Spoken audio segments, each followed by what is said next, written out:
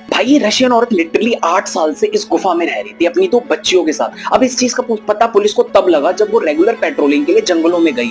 अब इस औरत का नाम नीना है, जो कि 2016 में इंडिया आई थी और 2017 में इनका वीजा एक्सपायर हो गया। उसके बाद से ये 8 साल तक इसी गुफा में रह रही थी। अब ये खाने के लिए बगल वाले गांव से जाके सामान ले आती थी और अपनी बच्चियों को उन्होंने बहुत अच्छे से पाला। इन्होंने उन्हें तैरना सिखाया, मिट्टी के बर्तन बनाना सिखाया। और एक और शॉकिंग चीज है कि पिछले 8 सालों में इन तीनों में से कोई भी बीमार नहीं पड़ा, जो कि बताता है कि अगर हम नेचर के करीब रहेंगे तो हम ज्यादा स्वस्थ रहेंगे। अब सेफ्टी प्रोटोकॉल्स के चलते हुए इनको रिटेंशन सेंटर भेज दिया गया है। बाकी मुझे तो इसमें कुछ गलत नहीं लगता है, इनकी बच्चियां बहुत क्यूट हैं। आपको क्या लगता है इस चीज पे?